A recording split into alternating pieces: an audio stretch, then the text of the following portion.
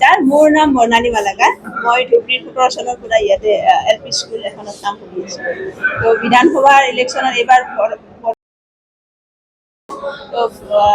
অন্য ডিষ্ট্ৰিক্টত থাকি মানে ভোট দিয়া সুবিধাটো নাছিলে।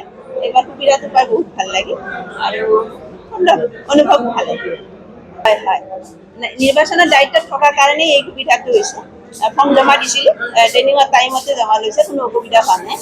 আৰু এতিয়া আজি মেছেজযোগে পঠাইছোঁ যে আজি বেলটৰ আধা ডিষ্ট্ৰিক্টৰ ইয়াতে ভোট হ'ব ডিচি অফিচত। তো আমি সেইমতেই টাইমত উপস্থিত হৈছিলোঁ। তো এতিয়া চলি আছে, মোৰ হৈ গ'ল। মোৰ নাম বিকাশ ৰাভা। মই মানে মধ্যমা চহৰ এম ই স্কুল পাগলাহাট মানে টিচাৰ হিচাপে আছোঁ বৰ্তমান।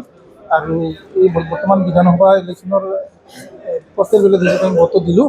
বেয়া লগা নাই আৰু বতৰ এইবাৰ ভাল হৈছে আৰু কিছুমান মানে যোৱাবাৰৰ তুলনাত কিছুমান মানে নীতি নিয়ম অলপ সলনি কৰিছে, সেইবিলাক কাৰণে অলপ সহজ হৈছে আৰু ফি বেছি পোৱা নাই এতিয়া মানে সহজে দিব পাৰিছোঁ আৰু ধন্যবাদ। মই 7 পনি হিচাপে আছোঁ।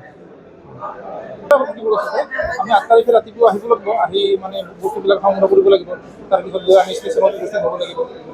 তাৰপিছত মানে হিচাপ কৰিব লাগিব আৰু যিবিলাক নীতি নিয়ম বান্ধি দিয়া আছে সেই হিচাপত।